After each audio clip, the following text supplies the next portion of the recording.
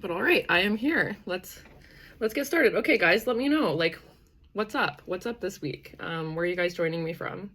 I'm in Vancouver, BC, beautiful Vancouver, BC. As I gesture towards the window, you can't see, but it's beside me, and it's a beautiful blue skies, beautiful day here. And I'm honestly so thankful that I get to have these like mild kind of fall winters, and I can do things like this and then go on my bike, yeah, it's amazing. So very thankful. I'm just gonna move my cursor because it was sitting on the end live button and that would be tragic. And I'm also gonna keep an eye on my battery this session because I almost lost you guys last time. So anyway, I'm Adriana. If you guys haven't, been to one of my sessions before, I started doing these weekly with the aim to bring together a community of just really authentic people that are often neurodiverse, but not always. Just anyone that feels like the space feels good for them, like, let's do it. Let's have a great time. Let's share everything on our heart. Let's share resources together, and just really kind of give ourselves that strength and that kind of like resilience to go out into the world where, it's not always like the Insight Timer community. It's a bit more edgy. So I'm going to plug in my computer and we'll get more into that. But drop in the chat. Let me know where you're joining us from. This space would not exist without you guys. So please get as active as possible. I know some people can be shy. Oh, I don't know what I just dropped. I'm sure you guys heard that. People can be shy in the comment sections and stuff, but I encourage you to, if you can, push through and join in because it is a great time. Do I work? Yes, I do work. I love that. Amelie, please also, guys, let me know if I'm pronouncing your names right. Feel free to jump in there phonetically. But I love that so much. Yes, I do work. Surviving in this economy is no joke. So I have, the work I do here as well as like just an old school day job, to make ends meet. So I'd love to do more of the work I do here. But I'm also really happy.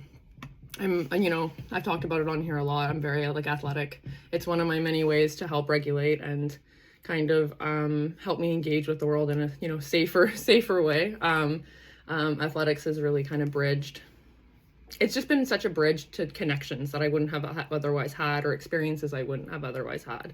So even if you're shy, or you know what I mean, like if you're open to moving your body in new ways, I think it's something I can't recommend enough. And it's kind of led me to some really cool job opportunities, which is where I'm going with this. I actually work as a kids rock climbing instructor during the weekends, which I love because my life is very meditative, a lot of solitude, a lot of writing, a lot of creating resources, a lot of the back end of developing a business, and then going and, being around kids who have like this electricity and like this closeness to source, with them.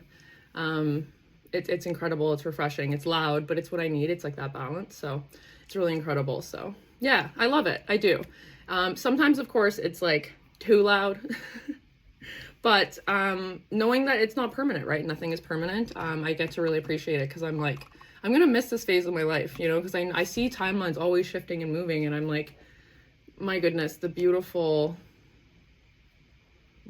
I just like me like looking off into my past selves and the things I've come through. Like, yes, there was challenges and adversity, but every moment of it was so beautiful. And like, that version of me, I'm just always so thankful for her. And I'm sure a lot of you can relate because we come onto this app, seeking, a deeper connection to ourselves and the world around us. So we start to appreciate, the past versions of ourselves as we do into like inner child healing and all of these things. So this like light is very bright. So I'm laughing at how when I go in, I'm just like absolutely fluorescent white. Wow. It's amazing. I used to like kid myself and use self-tanner growing up, and I've learned to just love and accept myself for who I am. Who would have thought? But it's funny, I won't get into this too much here, but the reason I actually stopped like tanning on purpose is because I realized a lot of people in the other sides of the world are actually lightening their skin. And I was like, no, like there's no way, like I can't, no, we need to stop. Like we need to stop. Like we're all actually pretty great as we are. And that's something I advocate for here with my coffee, is that you are the bee's knees, no matter who you are and where you are. You guys joining me here, you guys existing, all of it is a wish fulfillment. I've said before, never, I don't know, don't doubt yourself too much in the world, because You're awesome. You really are. And you deserve to take up space and stand up on your developing intuition. Even if you don't feel like surefire about things, man, do I relate to that?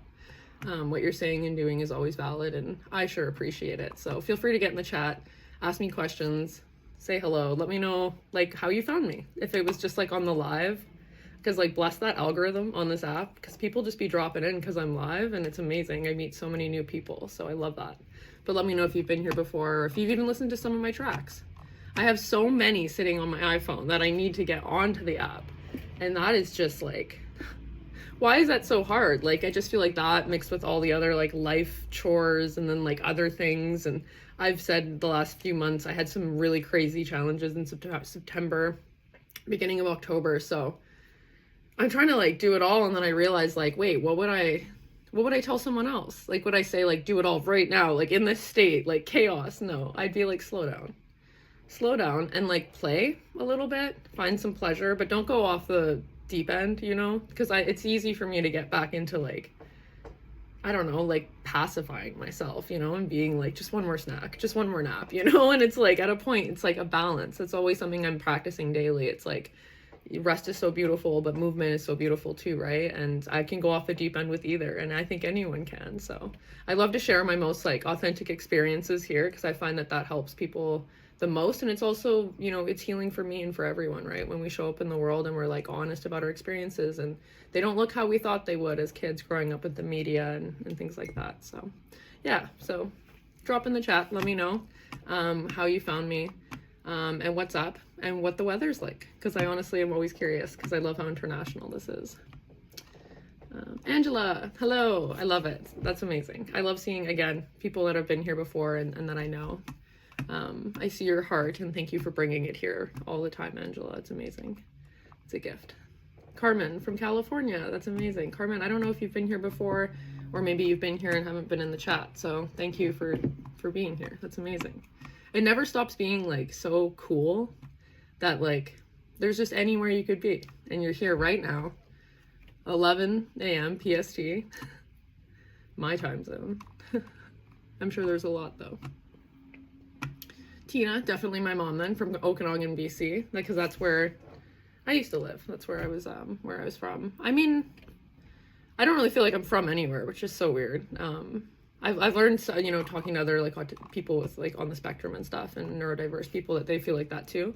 Even they feel a little bit alien in the whole gender division as well. Like they feel more expansive, and you know, they don't feel like a typical girl or boy or whatever. And I totally relate to that. Like I've shared all my story on multiple sessions here. I don't really sit and go into my whole story as much anymore, but I've shared that, like, I don't know, there's just been awakenings, you know, with all of my identity and who I am, and how much internalized ableism can one person carry without realizing it? Like, challenge accepted, right? So I think it's interesting, because I grew up kind of more in the Okanagan, and it can be like small town and very I guess limited, because it's so small, right? Like, and Vancouver even feels small to me now, which is where I ended up moving. So I love both though. There's like a certain magic in each. I don't know how to describe it. It's like the area itself has a certain magic for each, and I can't put a finger on exactly what it is. But when I go back to the Okanagan, it's like a certain thirst is quenched, you know? It's like, even if the whole city changes and the people change, like it's like the land still knows me in some way, because I spent so much time in my hardest kind of a mental and emotional challenges just outside, because I was like, I figured that out pretty early, and I'm thankful for that like if you take your grief outside, it kind of holds you in it. If you do it inside, it kind of feels like the worst. No, it can get really like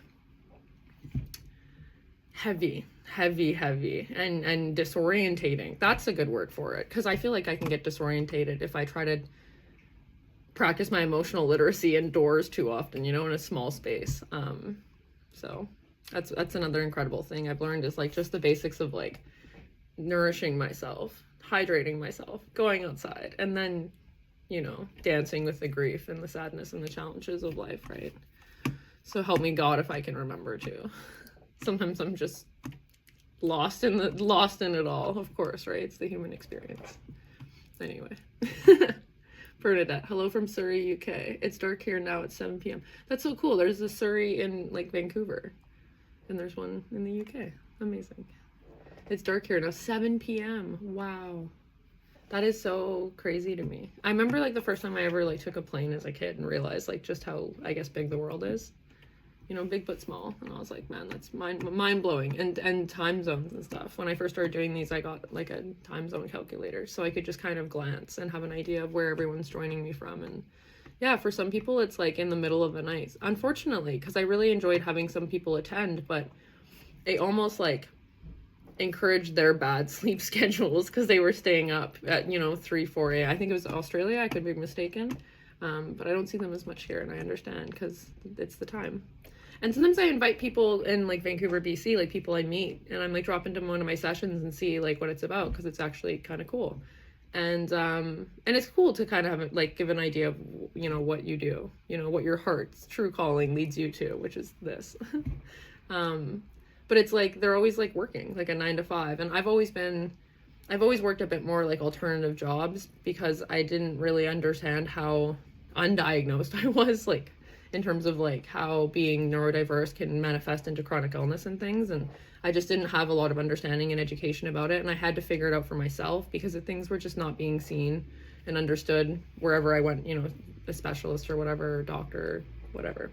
So anyway, I've had to get really creative in how I meet my capacity and provide myself. It's like a dance again. It's a balance of like not doing too much because you don't actually get so far ahead. You know what I mean? The resources you build, you end up having to use because you kind of go into burnout, or you know what I mean? There's a balance. I know a lot of you can relate to that. I've spoken to some people off the app and on the app as well that's, you know, have experienced disabilities and chronic illness and stuff. You're just really not alone.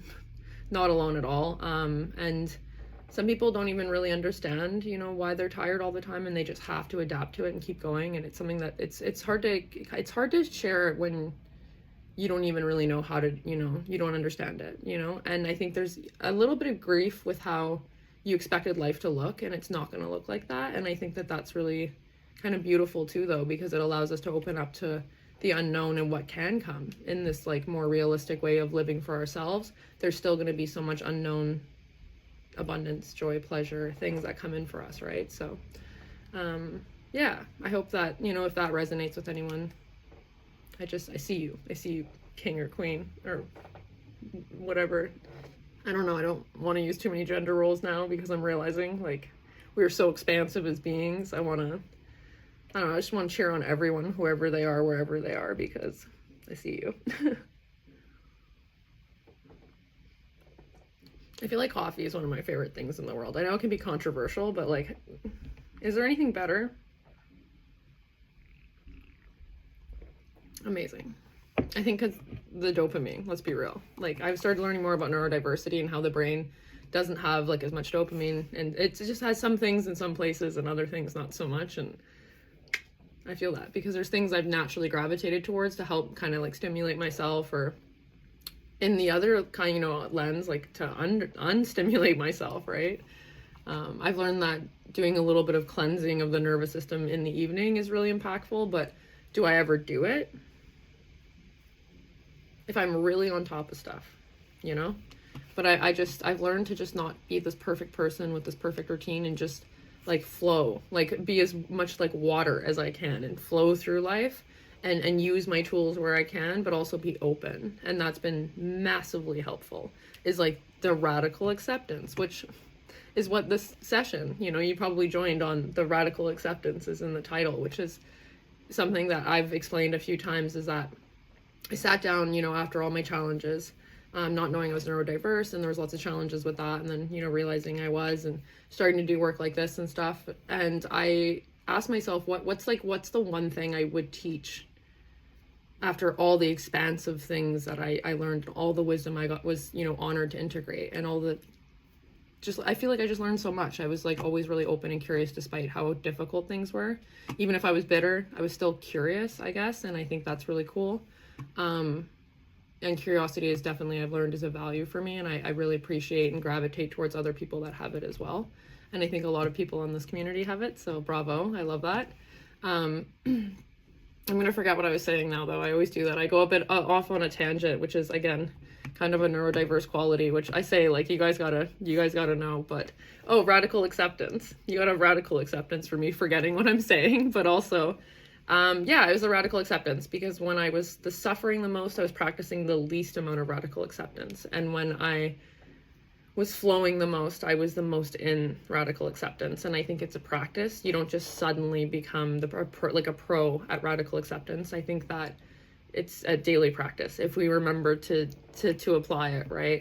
So when we practice it, when we're not engaged in like that trauma or that intense kind of activation, and we build that into our system and into our neural pathways, and it becomes easier to go there when we are in those states of activation and stress and things like that. So huge advocate of radical acceptance, and just ending the toxic shame that goes on within ourselves. And I think that's something I really wanted to touch on this week, is like, I experience it so much too. You have no idea. Some people come here and I think that they can be really admiring of me if I'm having a really great week. And I'm like, you have no idea how just I can break my own heart unnecessarily. And each day is a gift, but I can still won't even realize how much the internalized shame, ableism, and all those things still can just cycle, right? And then I remember to come into my body and into my breath and back into the radical acceptance, right? And into the not trying to change it, but trying to just accept it, right? Because then it's not as powerful, right? I think the resistance is what makes things more powerful.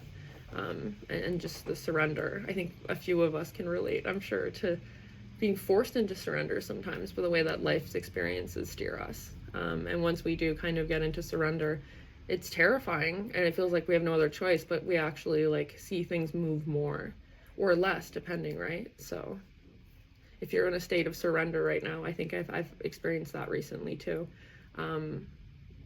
That's beautiful.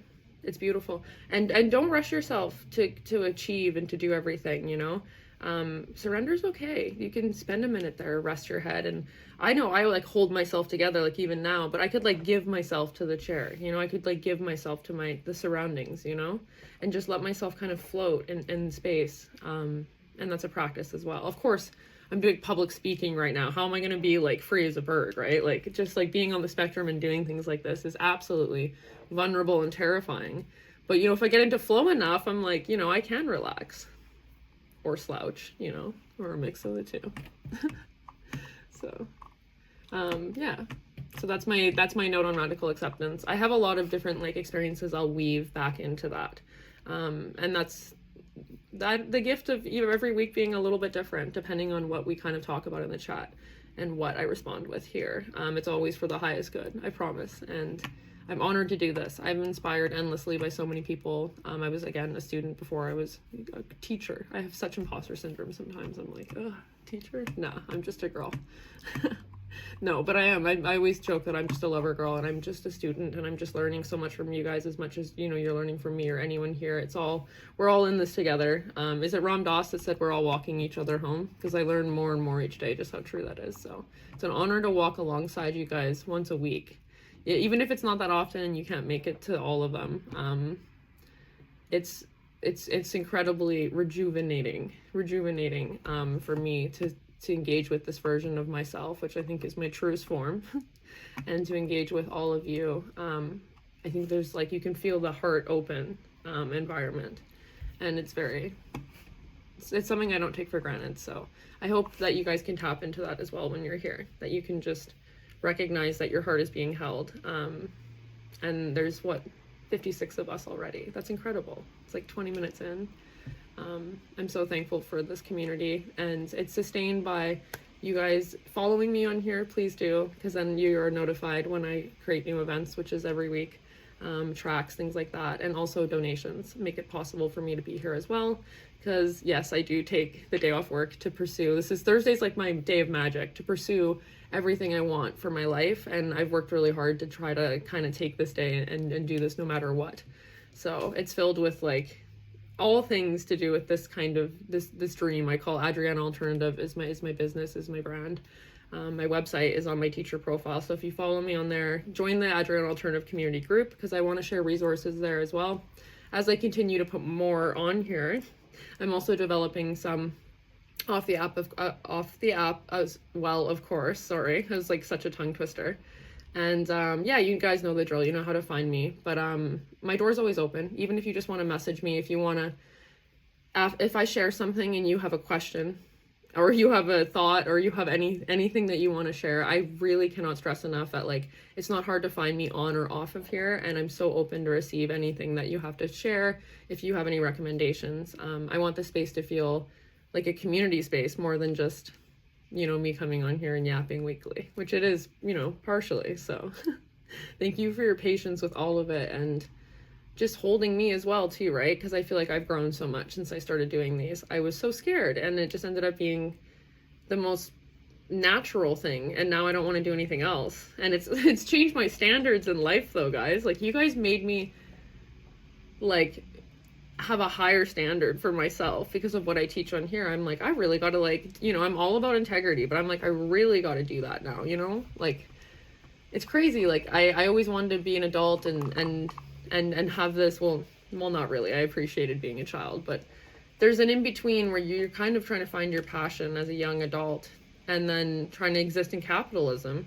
And this pull to do something that was like deeply fulfilling to my heart but would sustain me was one thing. But trying to understand what it was and how to do it and how to monetize it, well, this is it. We're doing it. And it's terrifying, confusing. I can't describe it, but it's incredibly fulfilling to know that I'm doing the hard thing, I guess, and building forward, but being incredibly patient. So things like your guys' donations, it makes it possible for me to show up here, to continue to reach more people, to share the message of radical acceptance, but to also create resources for neurodiverse people and people who feel different. We are. So we need wellness resources and other things that actually accommodate that. So neuroinclusivity that goes all the way down to wellness and things like that. So that's essentially what everything goes towards, is I would like to create a safer world for all of us. And I think it starts with us learning about radical acceptance for ourselves. I think that spills out. And I think that holding space for each other, creating community, sharing our stories, all of this is impactful, and all of this is necessary, and all of this is healing. So yeah, I'm just so thankful for all of you guys, and I'm thankful for all of the ways in which that you help me sustain this space as well. So that's it. That's all I'm gonna say about that. I just don't want to, I don't want the comments to scroll away. I see them scrolling and I'm like, okay, I want to read them all before they go. My brain is always kind of in two, because I have like my screen and then like obviously, and then the comments, and sometimes they scroll before I can read them, and I'm like, oh, I just want to, sometimes I've even stayed here for 3 hours and read all of them. Like, I can't leave because I want to read every single one. Lotus, everyone joining from New York City. I know you've been here before, so welcome back. I love that. Kat, London, wow. I love how many people are from like the UK right now. That's amazing. From Boston, Abigail. God, there's so many amazing people from like so many places in the world. I'm just so thankful. What do you do? I think I answered that 21 minutes ago. Did we do that? Emily? Angela, I'm in South Dakota today. Ooh, what brings you to South Dakota, Angela? Okay, I love this. How do I say this? Because I don't want to mispronounce this. Chase? It's just spelled like so uniquely. And thank you for saying it's a cool job. It is cool sometimes, and other times I'm like, what am I doing? But you know, you gotta, I don't mind having my ego dissolved continuously, as much as I face some of the most ignorant comments from coworkers in all my jobs. Like, and I think we've all connected about that here. We've had some of our best sessions just talking about like the audacity. And we know that human behavior always has a reason, right? It doesn't mean that things are okay. Like, it doesn't mean that, you know, you can say whatever and get away with it, obviously. But just because we empathize and understand where it comes from doesn't mean, you know, it doesn't make us uncomfortable. So I feel like I kind of have to put on armor when I go into my day job, regardless of where I'm working at that time. And when I come back to myself, I'm kind of like, you know, I'm kind of like cleansing myself of whatever I picked up, which is unknowingly a lot of projections. I guess I feels like my state of living has been controversial, but I don't know any other state. So like maybe it's not. Maybe everyone feels like this, but I could be wrong. I think part of like learning I was more neurodiverse later in life is learning that not everyone has that experience as much as, you know, it's not like that for everyone, essentially. And it's so funny because that was part of my healing of like social anxiety and stuff, was thinking like, oh, everyone's as anxious, like just don't worry about it, because they're so anxious they're not paying attention to you. But then I realized like, no, they're not as anxious. Like they're anxious, but they're not like, girl, like you shouldn't be as, you know, like it shouldn't be affecting your physical health. And that I thought that was normal, you know. So to like avoid your needs, to avoid any kind of social scrutiny or all of these things that we learn to bypass when we kind of get continuously rejected through our childhood, and we don't really have the capacity to understand and implement anything other than like fitting in. And so now as adults, a lot of us are kind of peeling away the layers of things that maybe weren't us. It was just what we learned to survive, and then finding what is here. And for me, it's this. It's art, it's curiosity, it's a desire for healthy things, but a fear of pursuing them. That one's hard for me to swallow, because it's like all those things I thought I was like, oh, I just can't find these like nice partners, I can't find these good jobs. No, they're there. You're just sabotaging, avoiding, or not thinking you're good enough for them. I didn't know that. I thought about that. It was like kind of like a therapy breakthrough when it hit me that like, what if I'm just not showing up for those things and they're always around me, right? But like no shame to my past self, because if I didn't have the capacity to even know that they existed because I was so blind to them, right? I was clearly still in learning from the experiences in front of me. And now I kind of have like a broader perspective, right? The more I learn in life, the beauty of growing older, wisdom, experiences, all of it, every day, learn something new, guys, because it just, I feel like it just expands my perspective a little bit. Like, and it's, no matter how hurt I am, I can still read something or do something artistic, and it can kind of broaden so much that it doesn't have to ache so hard. It can just become part of the beauty, part of the canvas, the darker colors, the richer hues, you know? We need those in order to understand and appreciate the lighter colors. So the duality, you know, we always talk about non-duality and spirituality, but what about just appreciating the duality of things? Just the extreme discomfort of the human experience and experiencing grief and challenges, but also lightness, laughter, and acceptance and surrender, often very close together, which can be disorientating, but with work like this and communities like this, we make it more possible. It's kind of like dancing in the rain, you know, even though you're soaked and shivering and scared, nowhere near your house. But laughter, let's implement laughter. Fear and laughter, fear and laughter. Guys, that's gotten me through everything. From a really real and authentic level. Like, yes, meditation, 100%. Like, yes, radical acceptance. But fear and laughter mixed together might be the elixir for me. Yeah, we love comedy. All right. Do you ever get a cold and then you have like a little bit of a lingering cough for like 3 weeks after? Because that's where we're at. That's where we're at. I came on here really sick one week and I was like, it's okay, guys, we're gonna push through. But I think I only lasted like 30 minutes. Are you sociable? My daughter doesn't like people. She is autistic. Okay. So yes, it's there's duality in that. I will say, I don't know if I'm saying your name right. It's because it's spelled like that. It's tripping me out. Emily? Is it Emily?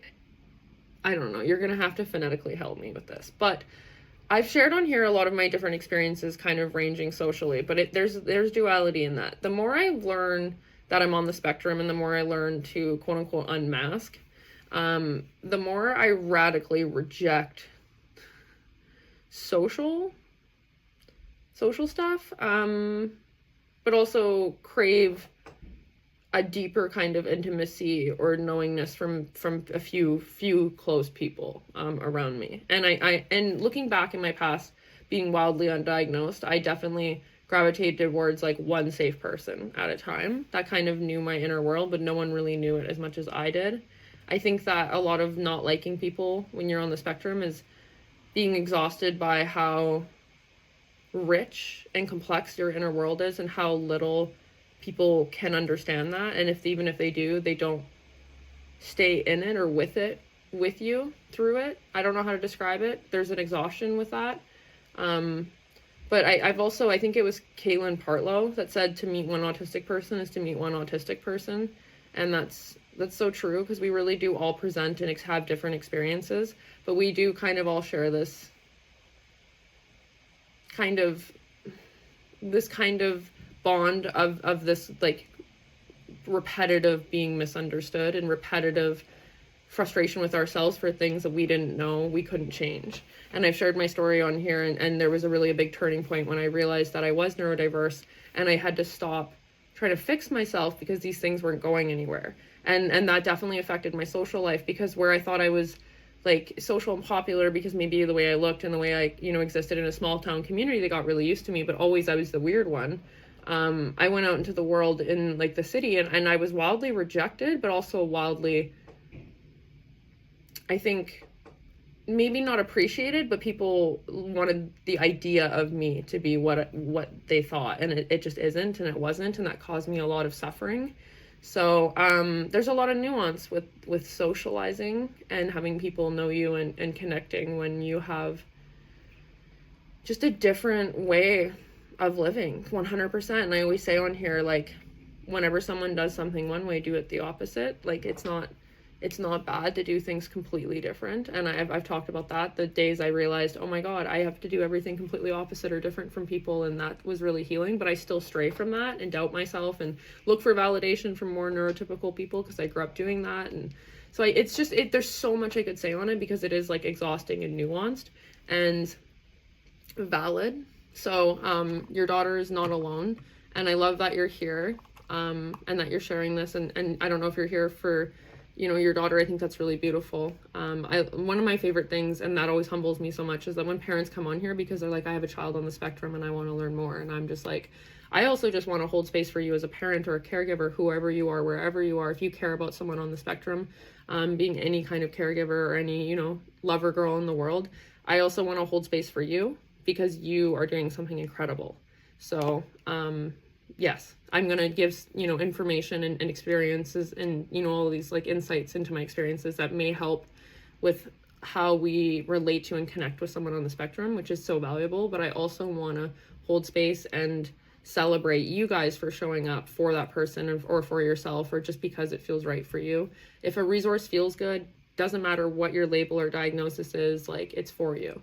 So I'm really big on opening that up, but also just recognizing, yeah, the experience is so real, unescapable even, and there's so many beautiful things. I wouldn't change who I am and how my brain works, how my nervous system functions. I would not change it, but my God, there was some times where it's been mind-blowingly difficult, and you're not alone in that. If you see someone through that, where there's horror, there's also a capacity for beauty in that same level, right? That's what I've spoken about on here. We carve out that space for grief and sadness, right? But we also fill it later with all the more connection, love, ease, joy, right? And I've talked about, like, as I get a little bit wider perspective and healthier as I grow and more curious about being healthy, I connect with people who are actually curious to know who I am and how my brain works. And that's what I want for people like you, Emily, that your daughter finds people in life that are dedicated to understanding, like, the poetry of who she is. And then it's not like not liking people, it's like just being so passionate and selective and engaging with life in such a beautiful way, with boundaries and intellect and wonder. That's what I want for all of us. It's let's just get in our most poetic selves, where we move through life wearing what we want, expressing ourselves, loving who we want, and we do it safely. Ugh, gross. I know, hard at first, but fun later once we start to figure it out. So, yeah. And no matter who we are and where we are and how our brain works and how we function, we can find what this looks like for us. It's not going to look the same for everyone. And that is so healing and so freeing, is knowing it's going to look different. I grew up watching things like Friends, always thinking, where's my friend group? girl, you're neurodiverse. You're not gonna have a huge friend group. Your friend group is the forest and the ocean and your bike and your openness to life and your love of poetry and the people you find in communities like these that you could write a poem for each of them about how much you love them and you barely know them, right? Your life will be different. Your life will be so, so different, and it will be so beautiful. So please don't ever doubt it. It's actually a gift. But that doesn't invalidate how much of a struggle it is too, because what? No, seriously though, it's great. It is a blessing. I try to stay in that because it even helps me through my challenges more. I'm like, oh, to feel this pain, but to feel, oh, it hurts so, I'm alive. Surely I'm alive because it hurts so real. No. Finding that silver lining in everything. I try my best, but sometimes we just got to get into it, you know? Okay, I'm reading the comments. Angela, we can learn so much from children. That's what I consider. People are like, are you in school right now? I'm like, yeah, I'm always doing a certification course, but I also work with children. So every day I'm out here understanding the next generations, okay? Because even my coworkers are like more Gen Z leaning, and that has been humbling. I'm like out here thinking like, what do I want to be when I grow up? And they're like, why are you so old? And I'm like, no. And then I went to 2 concerts recently and it was all Gen Z, and bless them, man. It's incredible. I don't know what I enjoyed more, the concert or watching Gen Z exist in the world with the way that their style and their expression and just the way that they are. Oh, love it. Love it. Lover girl over here. I was like, this is great. But I'm also, it's not millennials. And I'm so used to that. I'm used to like if I went out, which I don't do, but it wouldn't be what I thought it was. You know what I mean? Like it wouldn't be,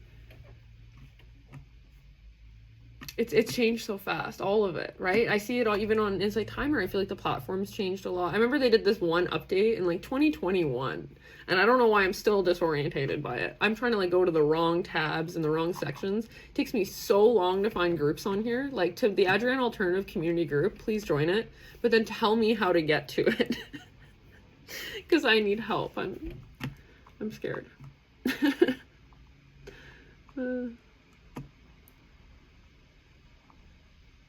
Oh, Tommy, welcome back. You've been here a couple times. I love that. I love when you guys return. It's amazing. And you're in Scotland. That's epic. That is truly. That's incredible.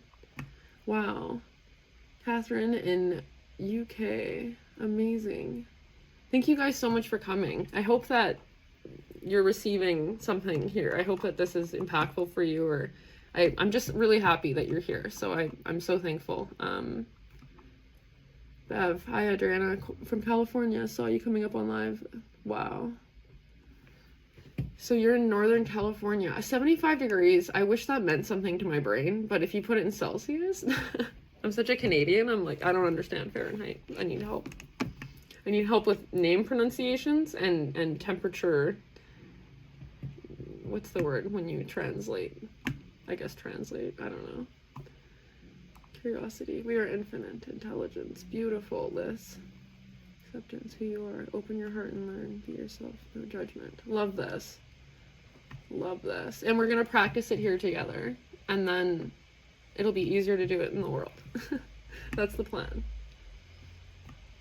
Gary, I like the fact that you seem like you're hiding nothing. See, and I don't have the choice. And I'm now fully understanding that with all of my brain. And I'm mind bottled.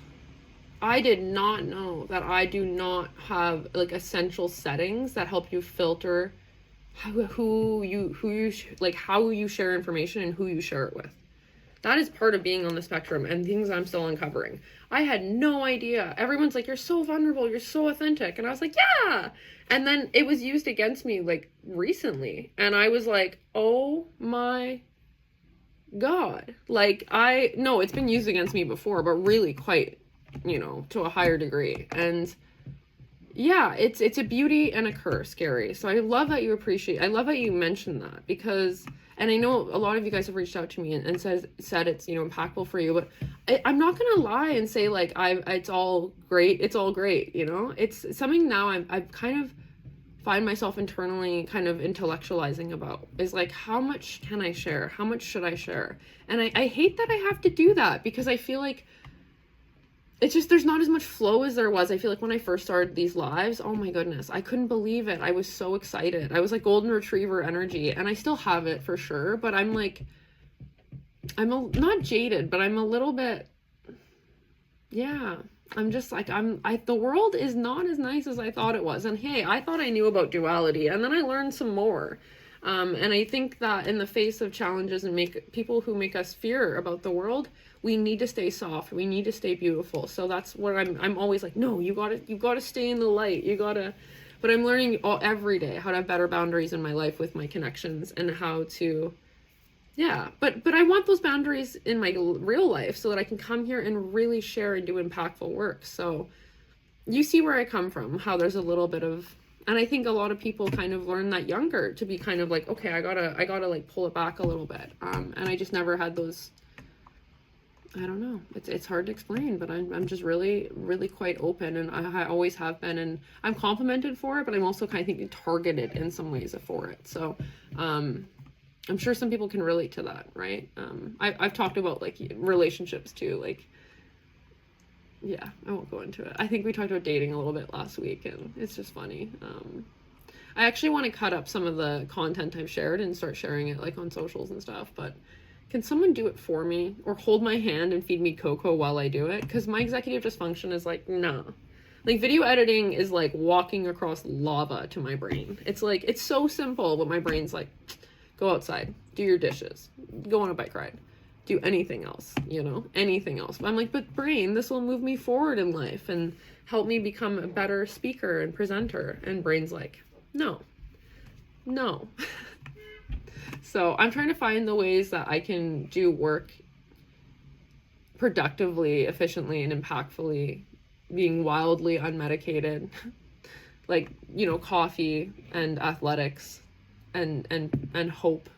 But I feel like a lot of days slide by that I feel like I have so much potential, but I just can't, you know, you can't put one foot in front of another. So there's things that kind of understanding, like, not every season is meant to be like full of movement, has been really impactful, right? And learning the balance between, you know, rest and burnout and these things, but also just learning what systems work for my brain. And I think it's changing as I get older and wiser and better looking. No, but also as I just learn more about how neurodiverse I've always been.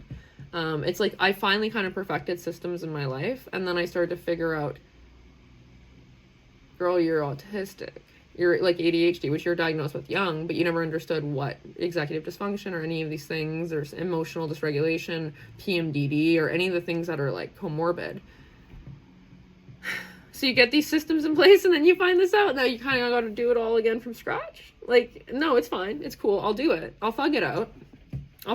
But I'm not always the best at it every day. And I know I have to, if it was you guys, I would be like, you got this. If you got 20% today, do your 20%. That's still 100%. Okay. Do what you need to do to move forward a little bit. Like if it's just a walk, if it's just making a meal, if it's just a shower, that's a slay, right? But to do that with myself sometimes is such a challenge, right? We like to actually, you know, in theory, it's all great. And then putting it into practice, it's like, you should do more, Adriana. I need you to do more. High knees. And it's like, why?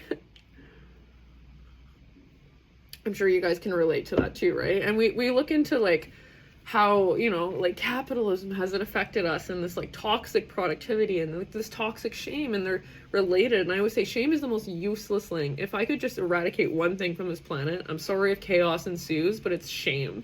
Like if we could just all not spend our limited time on this planet hating ourselves or being upset with ourselves, when we're actually just like divinity and like the reflection of creation, and like we're silly and we're funny and we're adore, and we have opposable thumbs. Like we should be unstoppable. Why are we so mad at ourselves? Okay, thumbs. But we've come through evolution, we've come through so much to be here. And our ancestors, like, they didn't get a chance to do some of the things, but they existed in the way that they could so that we could be here. So can we just rinse ourselves of everything that makes us forget how much of a miracle it is and how great it is that we can live for the people before us and live for the people who have passed already and things like this, right? Like, it should be so marvelous and beautiful, but we forget, right? And that's just a really human part of the brain, having those survival states, right? Where the negativity bias used to protect us, right? And now it doesn't have anything to do so much, right? Because survival is different for a lot of us. So it's going to go into almost everything else. You go on social media, you see a lot of people being negative for no reason, just because there's a negativity bias, right? In our brain, when we're not really functioning in higher states of awareness, we're just like, oh, I don't like that. Oh, I don't like that. Oh, I don't like that. Oh, I don't like that. We don't even realize until we start to kind of like go through, not stages of enlightenment, I won't say, but kind of, right? Like, it's expanding our awareness. We're like, oh, not everything is bad. And this is actually kind of a blessing. Blessing and a curse. No, but it's good. It's good. Like, not to bypass our challenges and not to get lost in the greatness, because it's all wheel and it's always turning. And I've praised neutrality lately, because the more neutral we are, the more we can go and experience the emotion and come back to the safety, and then experience an emotion and come back to the safety. It's a beautiful dance, you know? Left foot, right foot. Spin. With radical acceptance and a community that understands us and helps lead us. So, which is here. Neil, radical meaning what exactly? Without exceptions. Gradually reducing and removing thoughts of judgment and self-criticism. 100%, Neil. Radical meaning, like, in the moments that feel the most repulsive, I think, for me. I'm like, when I feel the least, like, it just feels impossible to accept myself. Because the shame has run so heavily and so deeply, and it's just, I'm pulling in a big thread of it in that moment, and it just won't stop coming. It's like the clown, you know, and going like, no, you're still valid. You're human. You're not alone in this. I'm sure that there's someone that feels this way. You're not a terrible person. You know, like, you can have such intrusive, invasive thoughts depending on how and where you are in the world, and even our body, right? Like, it's somatic. When we are sitting, you know, crunched, hunched over, we're not breathing, we're experiencing anxiety. Someone said something to us that we're now internalizing. Like, it's all very common, especially with neurodiverse people, to have like rejection sensitivity and these things that kind of like make these soundtracks louder and edgier. And it's like, you just realize, like, when I feel the most out of control or unlovable or just everything you don't really want to see in yourself is when you deserve the radical acceptance the most.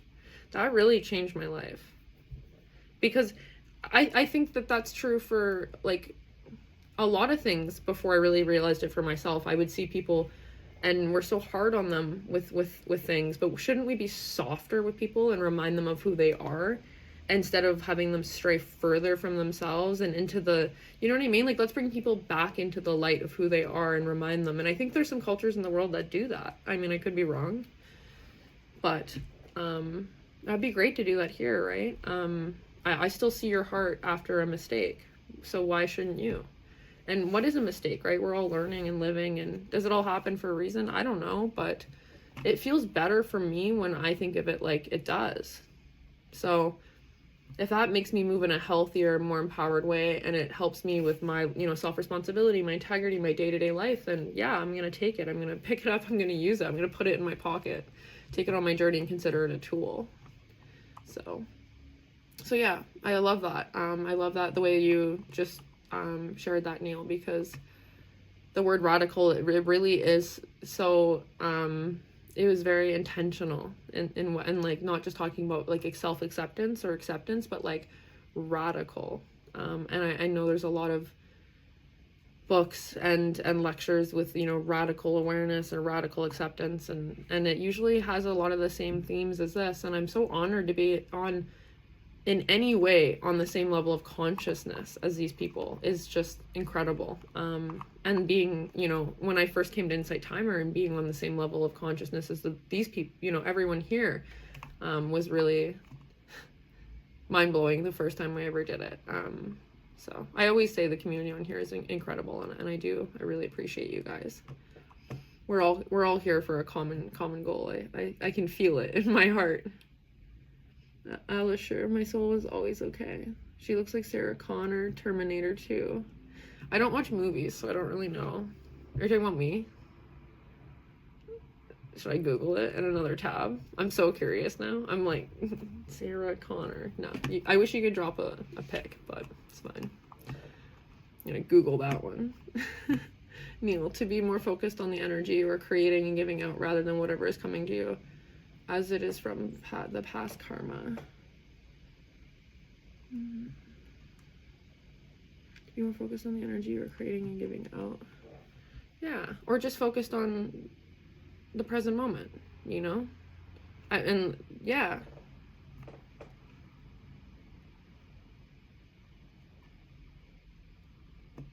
Alisher, Melissa. Oh, thank you for dropping the hearts in here. Melissa, I don't know if you've been here before, but I'm just so excited to see like all of your beautiful like pictures and the new names and all. It's just incredible. When again, the gift of scrolling, I said in my last session, when all of you drop in the comments, I just really appreciate it. Life is not about waiting for storm to pass, but learning how to dance in the rain. That one is like, I've learned, like, I think I heard that when I was younger and I got excited. But it has new meaning the more I grow. It's incredible how much it's just so true. It is so, so true, Bernadette. So thank you. That's beautiful.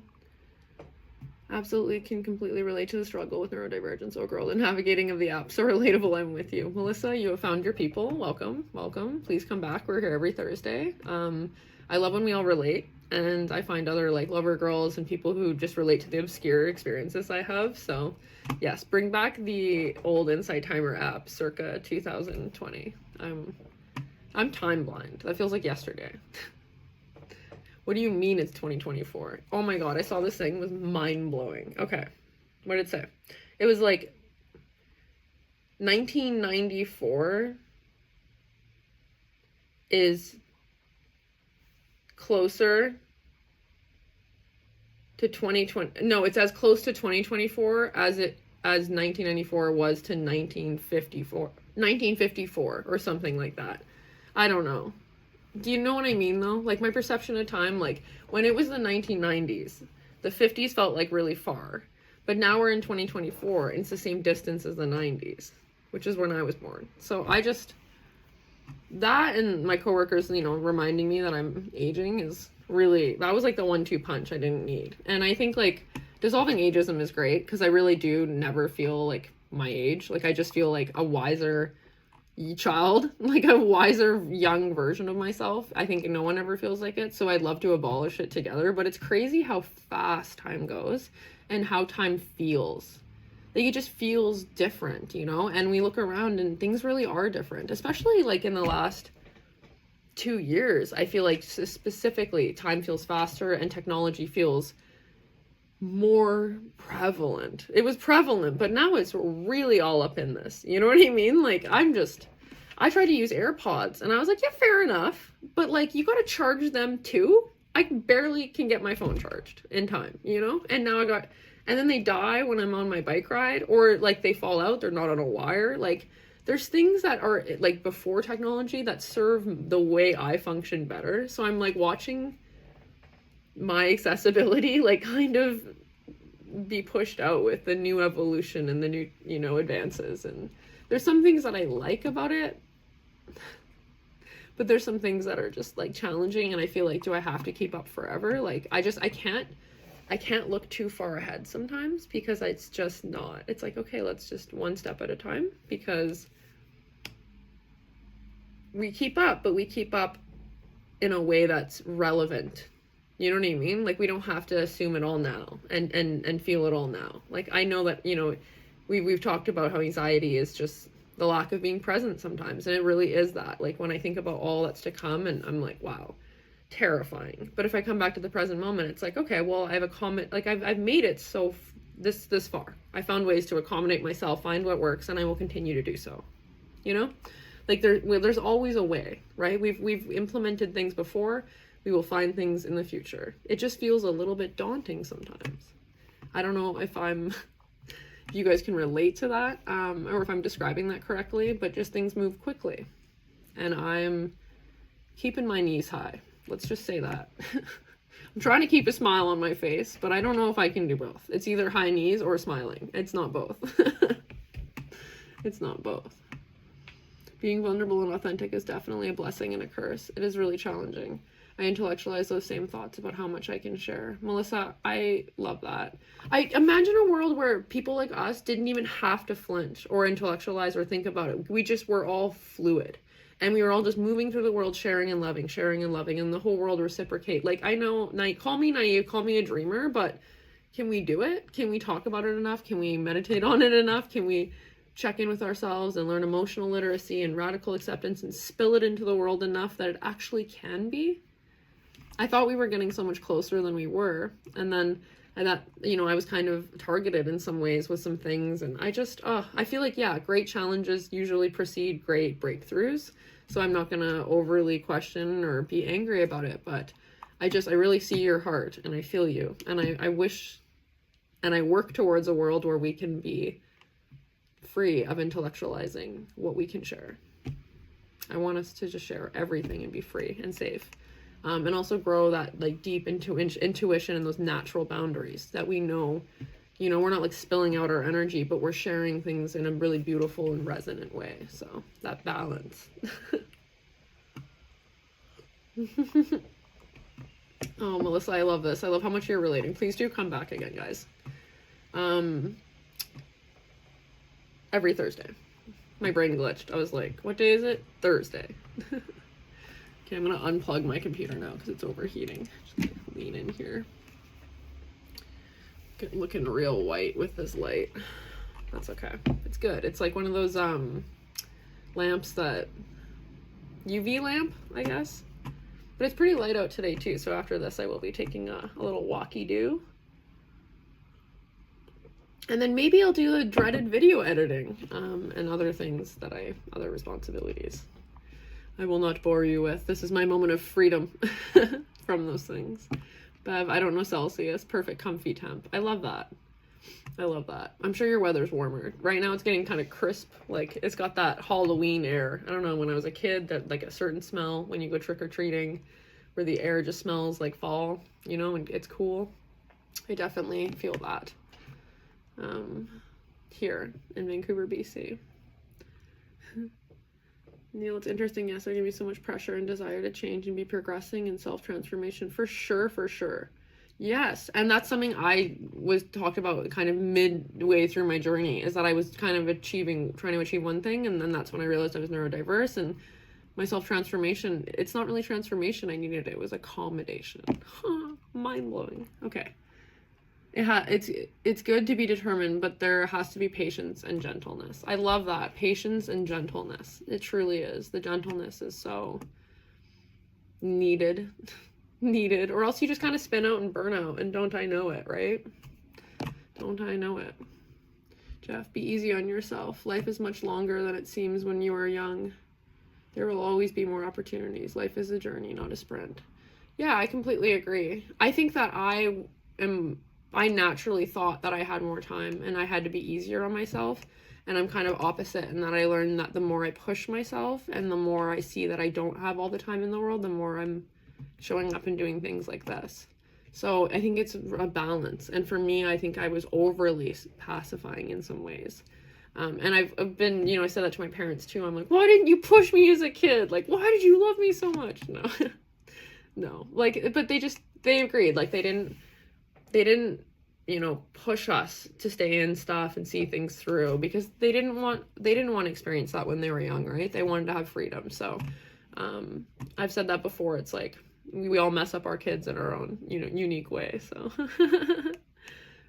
so yeah, that's really beautiful, Jeff. And I think that I've met a lot of people that I'm so honored that works for them, and I get to tell them that, and they take that breath. They're like, oh, because there is really people who, I met someone like that was like everything all the time. Now I'm not going as fast as my friends. Like, what's going on? And I was like, oh, brother, like, you need to go through like a confusing spiritual awakening / misdiagnosis point where everything dissolves. You can't even hold a job. You can't even hold, like, your apartment, like, everything, your floor cracks out underneath you. You realize you may not even make it, let alone make it with everyone and what they're doing.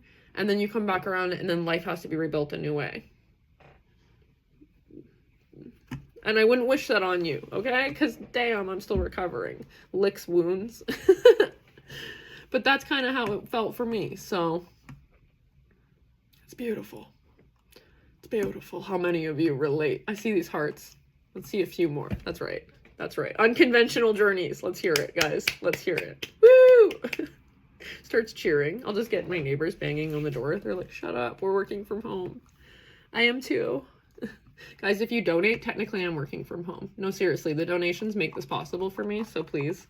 It means so much. Even when you donate a small amount, it helps me show up here, do the lives, make more resources, reach more people. It's honestly, it's something I say every single session, and I don't like having to repeat myself and ask for donations, but it's so necessary, and that's a part of business that I guess I struggle with, is the back end. Like, I love creating and I love sharing and I love all of these things, you know, but I'm so excited to be able to get a team behind me that can help me reach more people and get more of that. And the only gap between me and doing that is funding. So the donations mean so much. So I'm just going to drop that again there. There's 104 of us here. So if you guys believe in this and this is something you want to see more of, or you appreciate this, or you want to reciprocate it in any way, it is just definitely the time to do so. Because I also have to wrap up soon, but I do want to read some more comments and just appreciate this time together. I like to kind of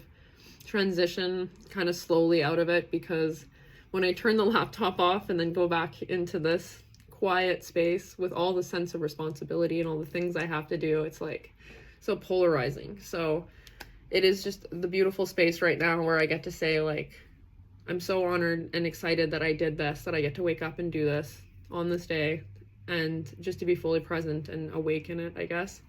And to also know that I have to go into the other parts of doing this work, and that's hard. So again, it means so much. When you guys follow my teacher profile on here, please go do that now. It means so much to me. It literally makes my day. Follow on there, and then also find the Adriana Alternative Community Group. Drop donations, do whatever you can to reciprocate and support the space. And this you know, this cause is so much bigger than me. So I was kind of more shy and hesitant about asking for the support that it needs and it deserves, but I've learned that it's not just about me and my shyness about asking, for help. That's something we all learn in the healing journey, is that we can't do it alone. If you want to go fast, go alone. If you want to go far, go together. So I consider you all part of my team and part of my community being here. So thank you for the way that you guys reciprocate me and show up. And I am here every Thursday. If you hit attend on those coming lives, that also is a really great way to show that this is impactful for you. So the more reciprocation I receive, the more I can show up. And it has been challenging, because when I first started, I was so excited to do it, but I've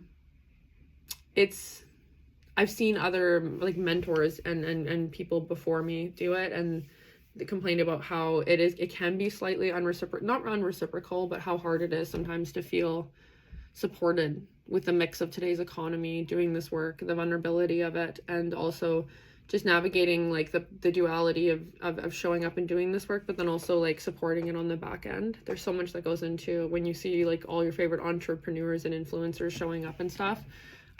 So I think there's an early part of business development where a lot of people can't they just can't make the resources come pull the things together, the threads together, and tie them fast enough around their day job and their life and things like that. And I've always said no, I'll never give up, I'll never quit, but it feels like that sometimes. And I think especially lately, because I faced some challenges, and yeah, it's got me kind of questioning, and I feel more connected to my purpose than ever. But I'm also just wildly aware of how challenging it is, financially in the beginning, and to grow in things that you don't fully even understand, right? So it's learning how to run a business as you do it, and then also how to exist in this world which you were already struggling with, and then building the community that you want for the people but also that you need as well. So it's just, I don't know if I ever make it look easy, but it's not. So it really does mean a lot when you guys support me. And I feel like in the first few sessions, I just got so much more like followers and donations and things like that. And it felt like it kind of just steadily decreased where I wanted it to increase. And it just felt like, of course, that level of internal shame and blame and all of that's going to come up. And I think it's important to share that like, I'm not going to ever give up, but I think it's important to share that it feels like sometimes it's the only way. And then I just push through it and I say, okay, put your head down and rest. And the more honest I am with community, the more that they can hold me up and reciprocate and support me as well. Because rather than me just like disappearing off of the app, right, because I've like lost the energy to show up or something, it's so much more important to show up and say like, this is where I'm at. I'm in like this neutral to kind of more like, not struggling, but you know what I mean? It's a humbling state, you know, and I'm in the perseverance and the resilience mode, but I feel kind of like it's a mix of burnout and like sometimes inspiration. I know my heart wants this more than anything, but can everything else align? So it's just so incredible when you guys do reciprocate the best that you can in any way that you can, because I've said before, I started this community because I didn't have it. I really, you know, can't say that there's a lot of people I would call in Vancouver that would be there for me. Like, and I know I'm not alone in that. That's why I share that as well. So it's just really incredible because I'm so thankful for the space, but I know now that like, there's so much more that it takes to move into greater things that can be more supportive for others and for myself, right? So helping me bridge this gap in the beginning is so impactful. And I'm just so looking forward to having this success story and to being able to share not just with my community but with the world such a sense of safety, whether it's through like creating my own resources or finding ones and getting them to the people that need them, whether it's providing just simple things like our survival. A lot of people struggle with like being unhoused, right? But they fall through the cracks because they don't appear the way that we would expect an unhoused person to. So you know what I mean? And I've shared experiences in my past, so I'd love to get like, you know, different facilities that are available for people who don't feel like other, you know, services are there for them in that way. So I'd like to get, you know, those hyper kind of niche services and kind of representation and resources for neurodiverse people essentially. So my mission is something I still want to, you know, come on here and talk about and keep, you know, right in front of me as my North Star, because sometimes my energy and just everything, right? Like it's spoken like a true burnout queen. It's like, guys, I'm tired and I'm scared and it feels harder than what I can do. And it does. And I know I'm here smiling and talking about it. I'm getting a little teary now, but it's hard. It's hard. And I don't always know what I'm doing and I doubt myself a lot. So, but my dream is so big that I know it wouldn't be given to me if it wasn't possible, and I have to break it into those smaller steps. So it means so much when I can come on here and receive the support to move forward in that way as well, because it really is a reciprocal space. So I hope that makes sense. And I tried to share that as like, but that's what's been on my heart really lately. And I think that it's so important to share that as well. And I'd love, you know, 10 sessions from now, I talk about how much things have grown and moved and I've, you know, things clicked and things, I don't know what it is. I can't imagine what opportunity or breakthrough makes it easier, but I'm holding out for it. You know what I mean? Because there's no point not to. There's really no point. Like I can give up or I can keep going, right? Like it's the same, time moves either way. And I've really learned that, like moving forward, even when it doesn't feel great, and resting, I guess, when you have to, and surrender and radical acceptance. Just know that I'm practicing the things I'm teaching out here, the things I'm talking about. Very much so. I'm going to read a few more comments and then I'm going to wrap it up and just, yeah, face things one step at a time. And I'm going to carry this feeling with me, you know, all of you cheering me on, please. Please, can I get that? Like, you know, like a laugh can in a TV show, but it's all of you guys being like, you can do it. Guys, seriously, do it.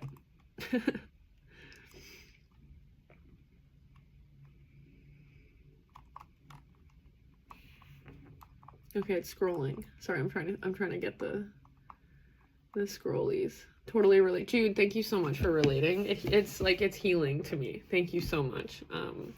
Debbie, thank you so much for being here. And you're never late. You're right on time. I love it. Even though I'm wrapping up soon. But it just, to have you here is amazing. There's no wrong way to do it ever. Hello, Gary. Welcome. I love the sunset in your photo. We love a good sunset. Con, hello. I'm so excited to learn about radical self-acceptance in our today class. 15 minutes ago. Well, I hope that you were able to grab something in the way of radical self-acceptance in that time. But we're here every single week talking about it, and you are more than welcome to come back. And thank you so much for coming here, dropping in. I'm so thankful for every new person, every person that's been here before. You have no idea how much of an honor it is. I wish I could just thank all of you and shake your hand and present you each with a gluten-free cookie of your choosing. I'm gluten-free. I like to allude to it a lot because it's honestly, that takes radical acceptance. Everyone's eating a delicious burger and you're eating like a piece of lettuce and then chicken inside of it, and you're like, we love it. We love it.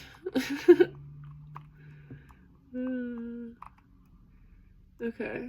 Melissa, exactly. If we were all fluid, sharing, and loving. I love that mindset. Thank you for seeing me. You are seen. You are so seen. I love it so much. Con, am I late? When was it commenced? Commenced? It sounds like a commencement. I don't know, you made me feel so fancy. I feel like I need to get a staff, you know, and a hat and be like, it has commenced. Okay, no, it hasn't. It's always kind of happening loosely, the conversation about radical acceptance. We're here every week. Oh, I just opened a notification on my computer. It confused me. We're here every week though, Con. You're welcome to come back. It's 11 a.m. PST, my time. Definitely not everyone else's. Here on the app, and it's just a wonderful community space. I can't recommend it enough. Even if you jump in late, it never really feels like you've missed anything because it's just an ongoing like conversation. We share our hearts, we share what we're going through, we talk a little bit about neurodiversity, we talk about radical acceptance and all of these things. So yeah, you never really miss anything. I really believe in divine timing, so you've come exactly when you were meant to, and I hope to see you again.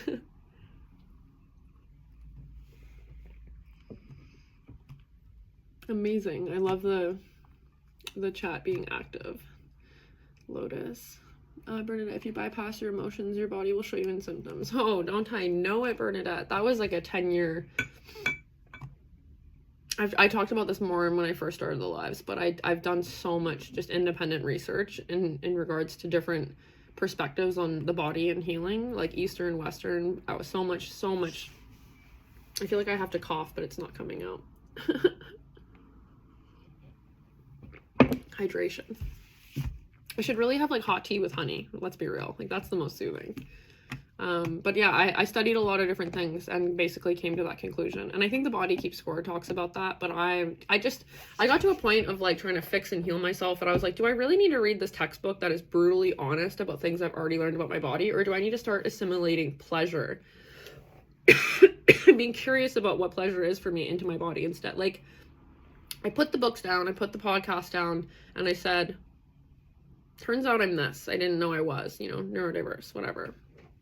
I just started accommodating myself and being gentle with myself and seeking what curiosity and what, like, where that led me, and then where pleasure led me, you know, the feeling of like actually tasting my food, feeling my feet on the ground. When I say pleasure, I mean like to really breathe in the air, to drink in the air, to feel your surroundings, to use the backs of your eyes. It's amazing. Like, just with me right now, just use the back of your eyes. It's just, you feel immediately more relaxed and aligned. So finding that slowness, that pleasure, that dance through life is so incredible.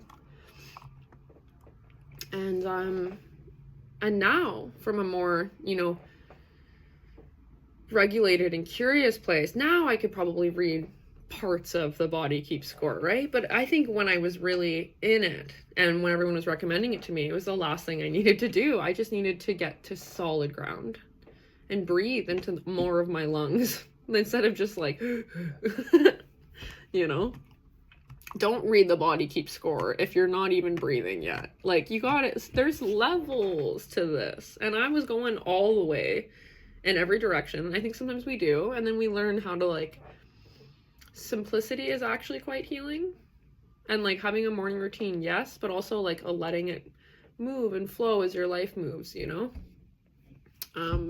And our seasons of self-study and study outside of us and all these things, like letting it all flow and come and go, but also, you know, showing up towards a goal. It's a balance, and I've talked about that here, right? Like the struggle of doing kind of like the ins and outs, the smaller things every day takes a lot more energy than we give ourselves credit for.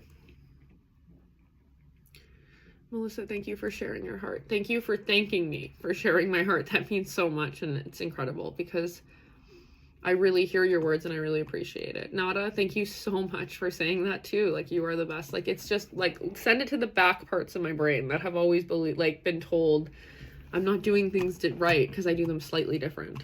Like, I'll go to work this weekend. I'll count on my hands how many times I'm told that I'm not doing something right just because I'm doing it differently, but I'm still doing it right. And I've learned to just like, don't let it bother you. But there's a point of like, your brain is subconscious, right? Like, you're absorbing that whether or not you want to. So you go out for 3 days, 8 hours times 3 of people just doubting you and misunderstanding you. Try to tell me how good you feel. Do you feel awesome? Awesome as a possum? Because I don't. So it's so amazing to come here, and this is the work I want to do. And it means so much when you guys support me coming more into this, because this is what I want for everyone, is to be like, doing work that resonates so deeply with them, but also the people around them. And just because I like my job with kids, you know, working with kids, doing rock climbing, like, that there's 2 blessings there, right? Being able to move my body and being active, but also being around children and the way that they educate me just by existing. But it's not the same, right? Like, it's like, just because it feeds me doesn't mean I'm feeding everyone around me. It doesn't mean that they like me there.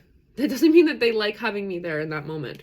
Or if they like me, they have a very strange way of showing it. So I can't pick it up because I have to save my energy for things like this. But there's so much, you know, of that duality. And even if it doesn't seem like it, I feel like I am really navigating the real world. And then I come here and it's like, yes, more of this. And then I go back into the world. And that's why I'm hard on myself for not doing everything, because the more I can do the things, the more I can move out of the environments that don't appreciate me and into the ones that do. But it is really challenging. It is very challenging, and I didn't realize how financially challenging it would be. It just costs so much to start a business. I did not know all the expenses that would add up. And when you're not even really monetizing in the early parts, and you don't even know, you just doubt yourself so much, you know? I think that anyone doubts themselves, and that's just something I relate to, is I had no idea how deeply imposter syndrome could. And I think mixed with neurodiversity, we have kind of like that weird memory, right? Like, we have a really strong long-term memory, but not the best short-term. And I think the imposter syndrome mixed with the short-term memory loss, it's like, what do I even do? Like, who am I even? And then I come, you know, and I, like, you know, I do kind of like more one-on-one or personalized coaching with someone, or I have these connections, or I'm in this community, and I'm like, wow. Yes, clarity. It's impactful. It's incredible. It's amazing. But I want to be able to get into doing it more and more and more every day. And then it just takes over, and I don't have to show up in environments that maybe, yes, I can survive, but I'm not thriving and I'm not being celebrated. And I've lived enough of that, and I'm ready to let it go. So every full moon, I'm out here releasing in my environments and, you know, like doing everything I can.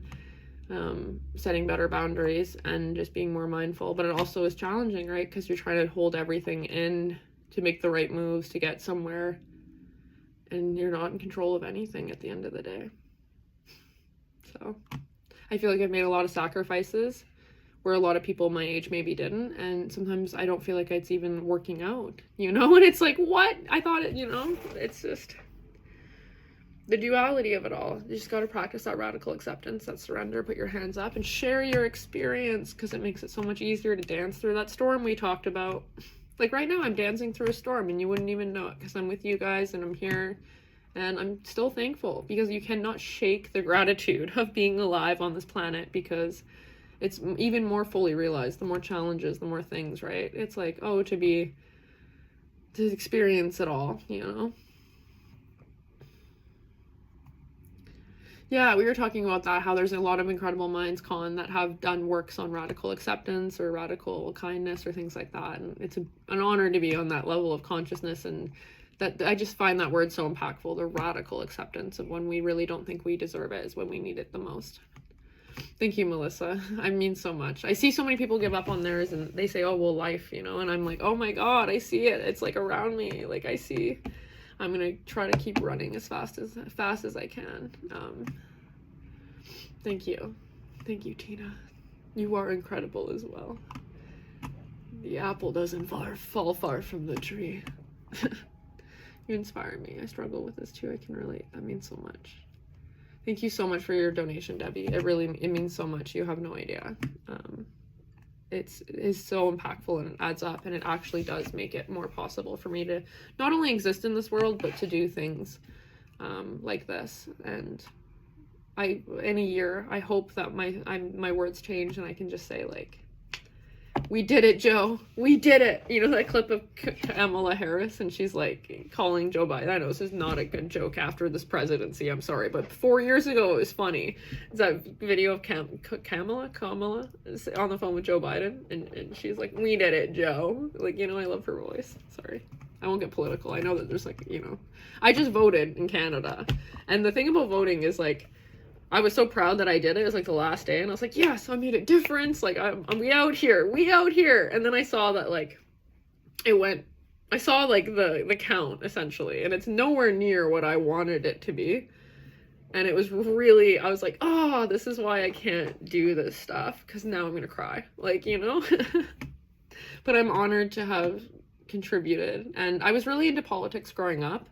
And then as I went through more, like, personal traumas and challenges and stuff, I was pulled more into my internal political systems, cleanse those, and now I'm back out, you know. I'm like, okay, I think there's a lot of politics that happens outside of politics, like in work like this, okay? We all got to learn more about radical acceptance, our own internalized ableism. We need to learn about neuroinclusivity, how to support ourselves, how to support others, how to create a kinder world, right? Like, impactful, while we elect people that are going to do things that help us live safer and healthier lives. I don't know who's going to do it. I don't know how they're going to do it, but as long as we're safe, healthy, happy. Safe, happy, healthy. With me? Safe, happy, healthy. No, seriously though. Like, it shouldn't be this hard. But Jessica too has said before, Jessica Amos, I love her. I always bring her up. She said politics is politics. She said as long as she's been alive, it's always kind of been the same. So let's see though, right? It's kind of been the same for me too. So radical acceptance, but hope and determination and perseverance for a better world, despite whatever system and whatever's happening, regardless of what the world looks like in front of me. That'll be my true north, and I hope to inspire others to help them find that within themselves too, because it also makes their life more beautiful too, right? Like, even the little things, when you mess up dinner, you make a dinner and it doesn't turn out like you liked. When you have like really practiced radical self-acceptance, it's almost funny that you like botched a meal and then you just like order takeout and have a cute night, like you freestyle. But when you don't have radical self-acceptance and you're so overloaded with like toxic shame, you can have like a mental breakdown over that meal. And I have like done such things in my past. So I've shared my story before, and you can't really share all the nuances and those little experiences that hurt along the way, where you're already rejected by the world and it feels like it kicks you when you're down. And I've had that a lot. If you feel like that, you're not alone. And I love having a community of people who just get it and relate, because so many people don't get it. They're like, what do you mean you're always facing challenges? What do you mean there's always something? Like, you don't, like, no, I never feel grounded all the time. And I've learned to just have acceptance for that, be grounded when I can be, and move through life in the most graceful way that I can, with the most acceptance and openness and all of these things. So it's a practice, and I come here every week and do it with you guys, and I'm honored to do so. And I'm honored to read the comments again. It's incredible. And I was just thanking you guys for your donations again. It means so much. I wish, oh God, I wish we could do the work without doing the back end of it, you know, having to support it, and, you know, but this is part of it. I need to be a big girl about it. Sometimes even just taking it down to that, right? Like, it's like, you got this, one step at a time. You got this. You got this. Who's a big girl? She's 31. No, the comedy though, the humor helps me. I hope it helps you guys too. I actually just pictured that though. It's like me making a meal when I'm tired, but I know I have to eat. And I'm like, who's a big girl? Who's making a waffle? Yeah, protein waffle. That's right. Angela. Oh, I love that you're here, Angela. It's so incredible. I miss the Open Hearts Club with Jessica every Monday. And I just remember seeing your like little display picture there, and yeah. It's beautiful. It's amazing how much things change. And they don't seem like it day to day. But then you look back, and then now here I am leading my own. Like, seeing my own name on a live event is so trippy. I would not be here if it wasn't for Jessica. I will say that 100%. Angela, the body keeps score was triggering for me. Angela, because you did the thing that I almost did. You read it when you didn't need to read it. You needed to eat pie and feel the sun on your face first. You miss the sun on your face, period. You know, you got to come out of, you just can't fix it all. Sometimes you just got to lean back and go back into it when you feel naturally curious to. Is like a good indicator for me. But I won't tell anyone anything about, y'all are wiser than me over yourselves, you know? We're truly wiser than we know. And a lot of us come here to strengthen that intuition. So we're like, you know, able to give ourselves the credit and the direction we deserve. So thank you guys so much for your donations.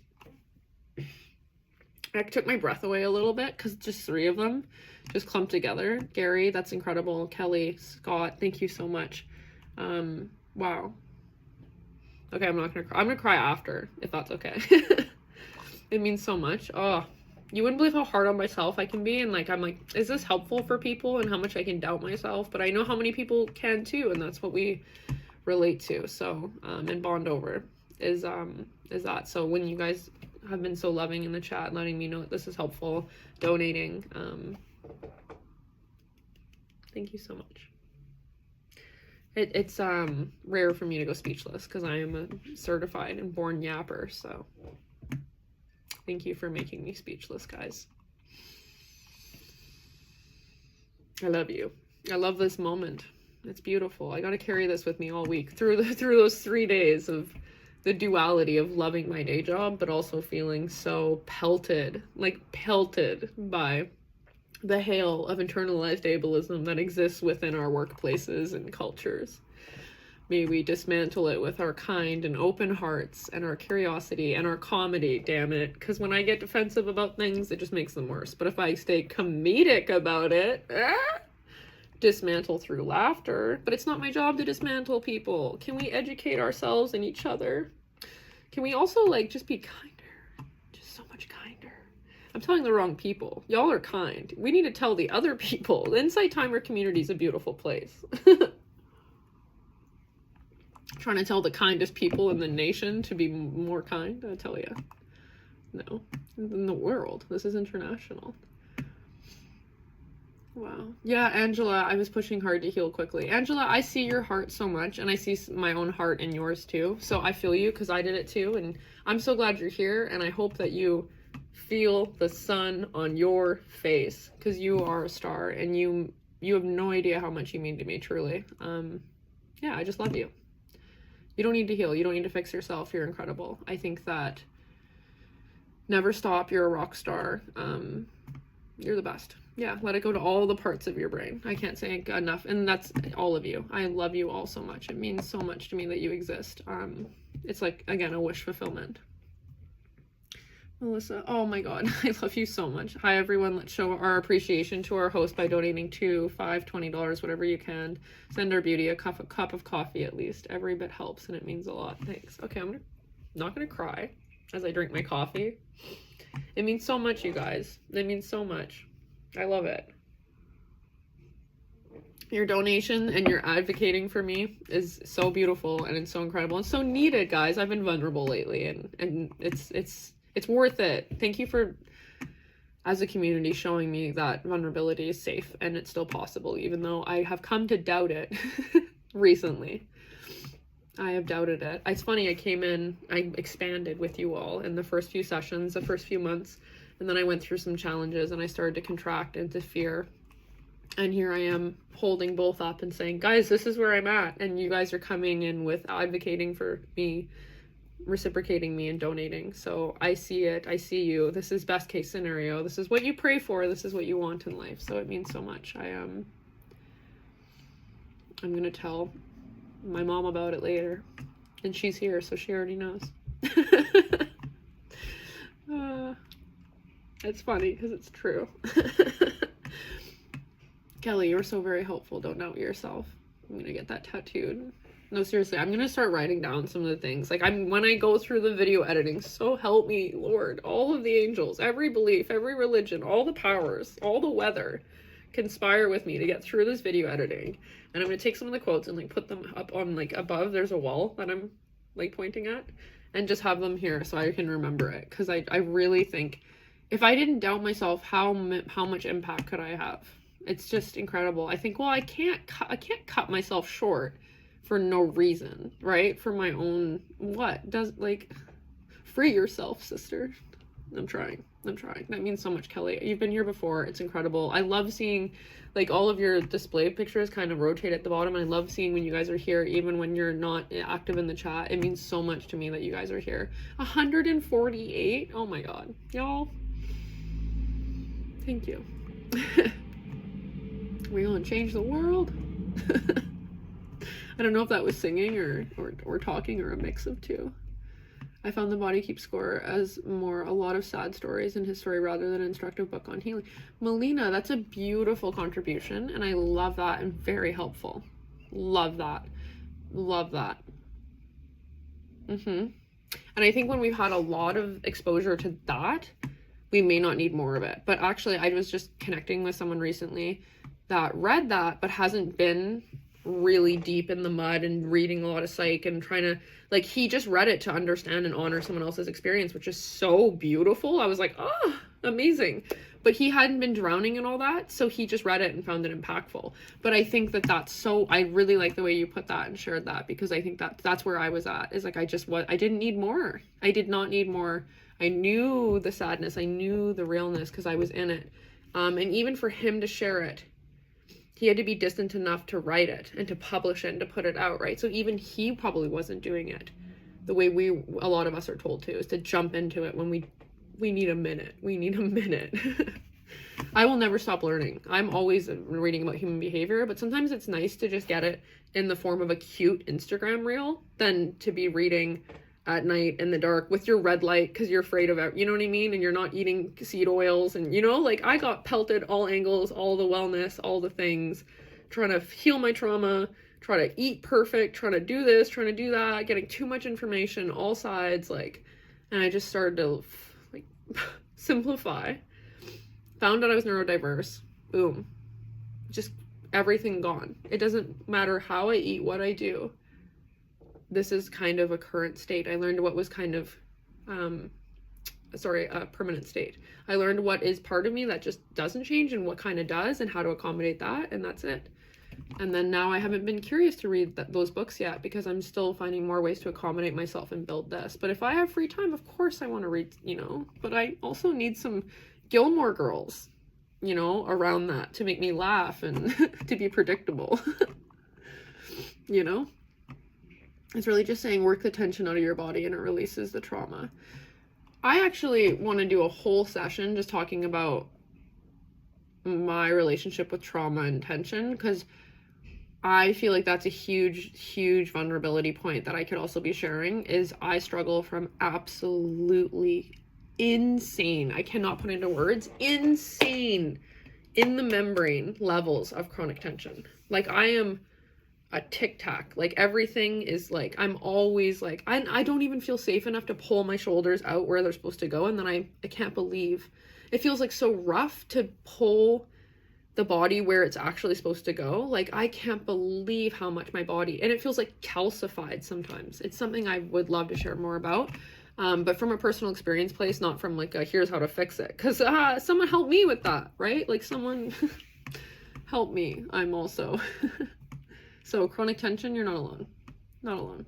I find breathing before stretching, like feeling the body, helps before stretching a bunch, because it's like you don't really know what you're stretching because it's so condensed, you don't know what goes where anymore.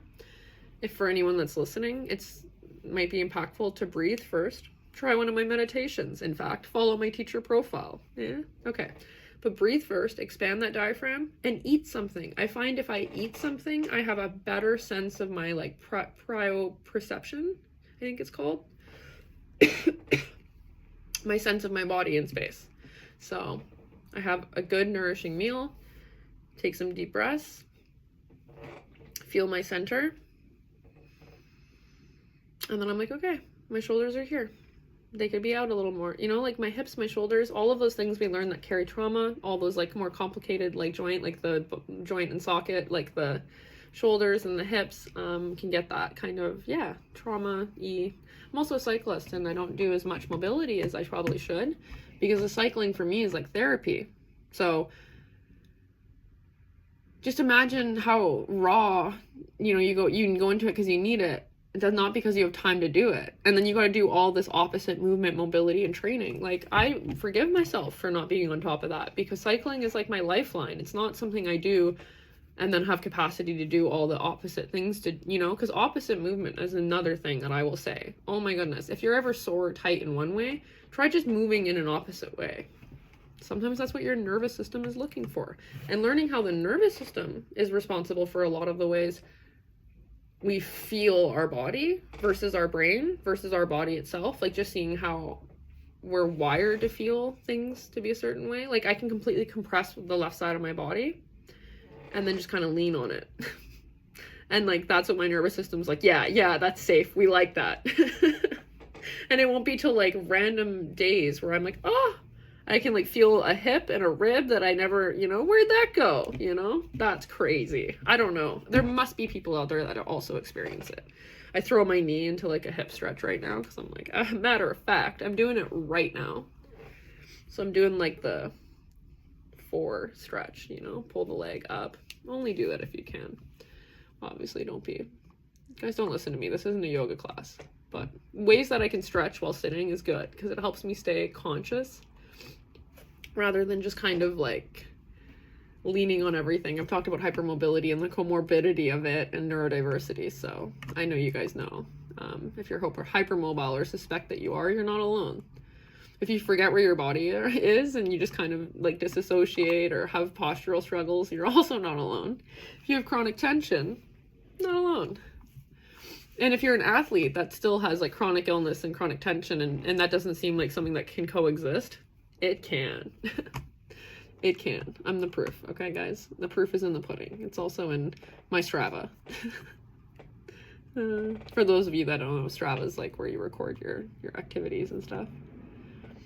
Angela, you always make me feel so welcome to love you. Well, it's so mutual and you are welcome. So it's really easy to tap into the energy of something that already is. Con. Thank you, Adriana. It's been really intriguing. It's a really good word to describe me. I like that. Intriguing. It feels liberating. That's what we want. That's what we're here for. Liberation. Oh, Adriana. We have the same name. I feel the same way, not being grounded all the time. Hey, you don't have to be. You didn't come to this planet to be cool as a clam all the time. Only clams can do that, guys. Do not hold yourself to clam standards of coolness. You are supposed to feel things. You are supposed to be intense. You are supposed to be alive. Okay? The spiritual experience is actually being human. That being said, like, put your feet on the floor and love yourself. Take care of yourself still out there, you know? Like, we want to flow, but we also want to nourish. It's a balance, and I do be sharing it. And thank you so much for being here and for having such a beautiful name. Wow. I love it. No, I really do love this name. I even thank my parents for it because I'm like, this is a phenomenal name. I know that it's rooted in colonialism though, because why would a white woman have the name Adriana, which is Spanish Portuguese? So I'm not gonna act like I don't recognize that, but I'm gonna use my name and my legacy for good to dismantle the parts of colonialism that still keep us trapped. Like, I'm gonna use the ignorance that helped me get my name to free all of us from it, if that makes sense. I don't know. I just like, I carry with me the energy. Like, I know it's just challenging, you know, like when you know a lot, you learn more and more about the world and how it came to be and where our sense of things are, and we're dismantling things about ourselves that we thought were true, and then also the world around us. And It's a beautiful honor to have this name, but I'm not proud of how it probably came to be. Let's just say that. And I will work my whole life in the light of liberation, which is what my soul has always been curious about and craved. As long as I can remember being in school and reading in textbooks about the revolutionary and the liberational leaders, I was like, I like them. I like it. Get me. I want that. Let's do that. So it is really beautiful. So I appreciate the duality of my name and the duality of my existence, and not feeling how I look. I could do a whole session on that. I do not feel how I look at all. I feel like Benjamin Button compared to how I look. I always joke that. People are like, what do you feel like then? I'm like, I don't know. Like, I don't really feel like just a typical, you know, like girl's girl. But I know that many different ways of existing is true, right? But I also, you know, I'm more expansive and more undefinable. The more I learn about myself and the more I meet other people that are like that, I'm like, this is freeing. It's beautiful to find community that makes sense and that relates and that resonates. So yeah, I love it. I love to meet more edges of myself and to find them in you guys too, and the way that you inspire me and share things here. Carolyn, I value and appreciate you and being here with you and everyone on all your lives. That's amazing, Carolyn. Thank you. Thank you so much. I don't know if you've ever dropped in the comments before, but it means so much that you did. Yeah. I'm just reading it again because I'll get it to all parts of my brain that, you know, you are appreciated and valued. I love it so much. You know, lucency is beautiful and appreciated. Bev, wow, there's so many people here that I haven't seen before, and I just like all the diversity in the comments, all the different photos and emojis and colors and words, and I don't know, I just love it. I love it. It's amazing. It's like the feeling when I ride my bike in a new neighborhood and get to see it all and experience it all. God, I'm such a lover girl and a poet. I'm like, guys, look how colorful the comments are. I know I have to go. I'm just appreciating every single molecule of it. Melina, come to my yoga class. Do you do yoga on here? Okay, can I click on you? Yes, you're a teacher. Okay, guys, we're all gonna go to Melina's yoga class. She's in Australia, so we love it. Okay, who wants to come with me to Melina's yoga class? It's a date. No, it's not. It is if you want it to be. No, I love that though, Melina. I would love to come. I'm gonna check that out right away and see when you're doing that. And I would love to do yoga with you and with everyone here. I think we should all do that and support other teachers and support each other, and I love it. And thank you so much for coming here, Melina. It's an honor to be in the space with people that are also like-minded and pursuing such beautiful work and pursuing such beautiful soul expansion and incredible things like this. So thank you for being in this space. It's an honor and it's very beautiful. You have no idea. Bernadette, my name is French, but I am Irish. I love that. See, there's a duality in that. I like it. When we start to understand why that is the way that it is, it's not always the best history lesson, but it is what it is, and we're gonna move forward and make the world safer and better and stronger. Like I'm never gonna stop, but I'm still upset over the past. I'm not gonna lie. Reading some history books, and it's not even half of what actually happened, and I'm still upset. I'm like, oh God, do they make one for lover girls? Anna, we love you, Adriana. You're so real. It means so much. Like Jenny from the Block realness. That's the highest level. I love it. Okay, love that. And I have a traditional indigenous name, and I've struggled with growing up into my name my whole life, almost 33, and I finally feel it fits. I feel that. I think when you have a big name with a big meaning that you, sorry, I just about hurt my foot because I was like stretching. I'm totally like a stimmer. I'm like moving while I'm here and stuff. But when you have a big name with a big meaning, I think it takes a while to come into it fully because it really is so, I don't know, it's just epic and beautiful, and I feel that. I'm 31 and I finally feel like Adriana, and I say it with my chest. And I don't let people mispronounce it anymore.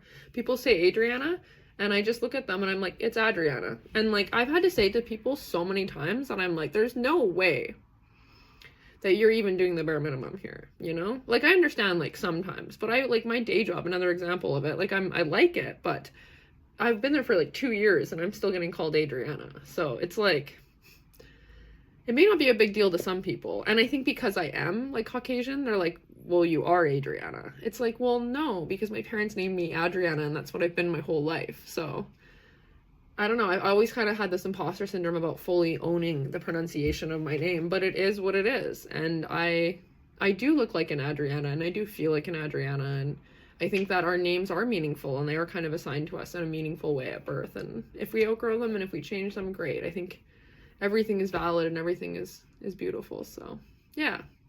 That's me. I'm Adriana Lapuzniak, and my business, my brand is Adriana Alternative, and I'm here every Thursday at 11, and it's just a community hangout essentially where we do talk about neurodiversity, radical acceptance. All of you that have been here this week contributing, I want to say thank you so much. I don't have words. I literally don't have words. It means so much. Sometimes the sessions that I doubt myself the most are the ones that like fill my heart and fill my cup the most. So it means so much. Thank you guys for your donations. Thank you for supporting this. Thank you for, please do follow my teacher profile and join the Adriana Alternative Community Group. And you can find my website on the teacher profile and all those things. Find me on and off the app. Please do not hesitate to message me or reach out anything that you have to say if you have a question or anything at all. I'm like absolutely such an open person, and I'm very open to connecting more.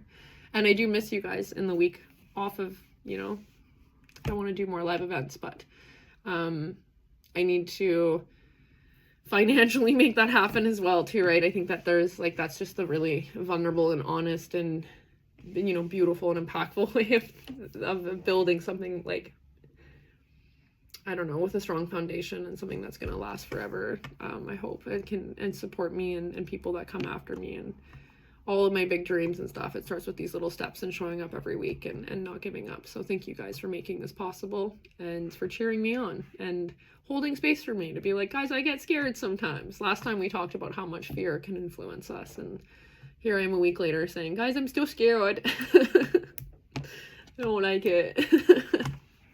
like a child. So yeah, that's my official wrap-up speech. I'm just gonna read another comment and then I will go. I already know I'm gonna mispronounce this. My name is, I have so many beautiful Indigenous friends I've had through my life, and I get frustrated at how little I can pronounce the names because I want to honor the energy and the meaning of their names fully. My name is Katioquine. I need you to phonetically help me and hold my hand because it's beautiful and I want to honor it fully. It means the leader of a large group of people. I love that. And my uncle who named me says it spiritually means I have a large group of soul guides who walks with me. I love that. That's so beautiful. I did a tarot pulling reading yesterday, and it said specifically you would be humbled by the amount of people that walk with you that you do not see. And I thought about that. I was like, am I just out here? Like, is that maybe why I don't get scared when I should sometimes in public? I don't know. I definitely finally feel them with me. I'm so glad. I'm gonna cry. Oh my god, I feel that.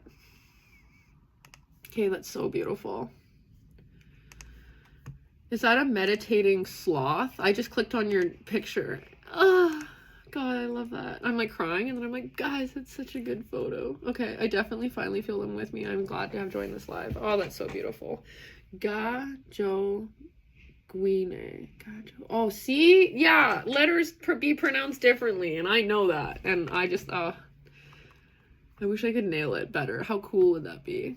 I'm a Canadian. I want to know so much more about how to honor Indigenous people, and I don't know. There's just so many things I'd like to do, and I can barely take care of myself sometimes, and I always have to remind myself, your heart's in the right place, you're studying when you can, you're loving openly and freely, and you're fighting for liberation. Like, you got to give yourself space to not be perfect. But I love that all the things I feel like pressure for myself for not learning, I can learn through you guys here. So please never hesitate to share your culture and who you are and where you're from and the things that are impactful for you. It means so much to me. I haven't had a chance to travel yet, but I travel through the people I meet. It's so true. I'm always so hungry to just know about different perspectives and different things, and yeah, I really love that. So I also wouldn't be here, period, and I wouldn't be in Vancouver if it weren't for one of my Indigenous friends, and we may not be connected anymore, we don't hang out, we don't talk, but energetically I feel like that connection goes beyond us and maybe different lives and stuff. So I was just honored to be around a lot of really inspiring Indigenous people and the culture there, and it's something that's so, it has such a richness to it that I can't really convey it.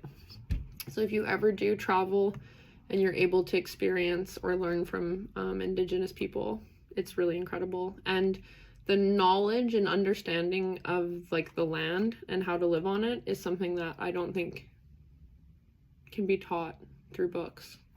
So yeah, it's just, there's such a sacredness, and I love to talk about it, even though I'm scared to talk about it because I'm always scared to say something ignorant. There is such a sacredness, and I see it, and I want to honor it.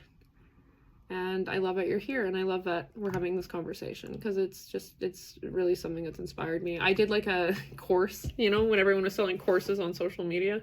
I mean, I guess I do that, I still make resources, but I did like this 1,000-page course that I never ended up fully putting out, just talking about like just Indigenous wisdom that like Canadians have overlooked. And like I showed it to my parents and then never put it out because I didn't really know what I was achieving for people. Like if I were to sell it, I think it was more just a passion project for me to really understand and appreciate how living locally and living more aligned with nature can be so impactful for us no matter where we are. And then we look to see that there's people in the world that have always known and understood this. So I just wanted to celebrate that. Yeah, so it's definitely been a special interest and a passion of mine, and I want to learn more about the world.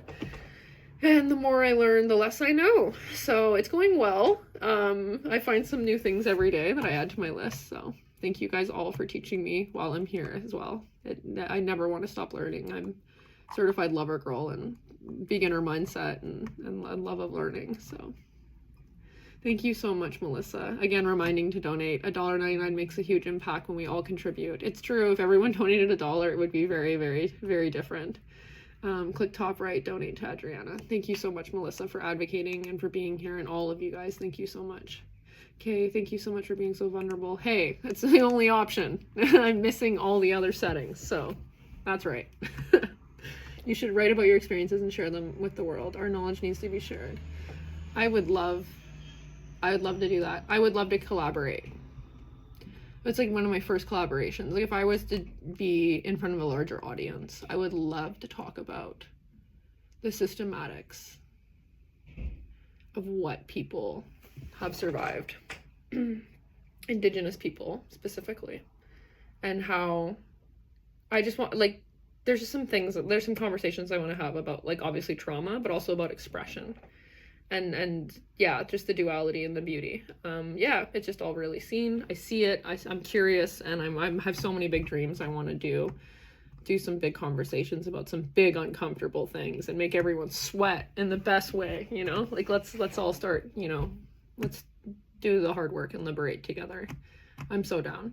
I'm already uncomfortable. Life is already uncomfortable. Being long undiagnosed, all of these things, misunderstood. Like, I would like to be uncomfortable in impactful ways. I want to speak in front of bigger audiences. I want to reach more people. I want to help people who maybe can't have a voice.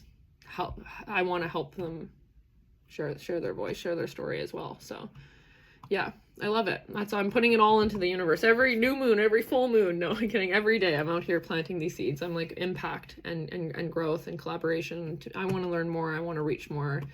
And I think my mission will change, but you'll always see me. I promise. I'm not going anywhere. Whether I'm talking about neurodiversity or radical acceptance or my spiritual journey or whatever it is, if you see my name, I hope that you will always come, whatever it is, and cheer me on and remember that I'm me. And that I'm the same person that I have been since July 4th when I first started these, and I will always be, in a way, you know. And I'm excited to grow and evolve with you guys, even though I'm scared. I'm scared, but I love it. Let's do it together. So I love you guys. I love it. Yes, Kay, please just keep nurturing and practicing the things you want to bring into the world, and I'll do it as well. And hey, any of you guys, wherever you are, if you ever want to work together to bring ourselves into the world in a big and impactful way and to sustain ourselves in this economy, I think that the greater the team we create, the better. So I'm always open to everything that we can do to support each other. So again, thank you guys for your donations. Thank you so much for advocating for me, for understanding me, for seeing me, for being here. I'll see you guys next week. Just shy of 2 hours. I do not want to go, but I know I have to, and at least it's a blue sky outside. It's almost 1 o'clock here. I'm gonna take all of this with me. I'm gonna go to the ocean. I'm gonna go to the forest. I'm just so thankful for you guys. Oh, you're in Canada as well? I'll reach out when I have a better idea what to focus on. And even when you don't have an idea, you can still reach out to me. I'm such an open, just guys, find me off of here. I love you. I don't want to wait a week to see you guys again and talk to you guys again. Follow my teacher profile so you're notified for the next events. Join the Adrian Alternative Community Group.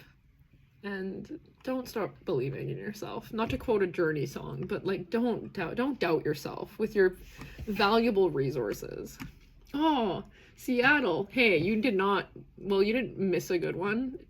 It's always a good one because it's a great time here, but we have another one next week. We're here every Thursday, Eric, so you came just enough time to find out about us, and now you know you're welcome back next Thursday. I'm excited to have you guys back. I do have to wrap up. Bev, thank you so much for sneaking in that last minute donation. It means so much. I love you guys so much.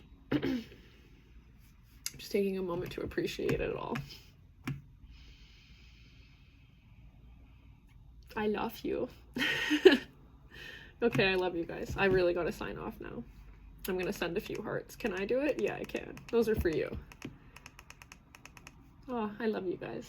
Bernadette, Melissa, Sharon, all of you guys. I see you and feel you. All 176 meditators. I'll see you guys next week, okay? Bye-bye.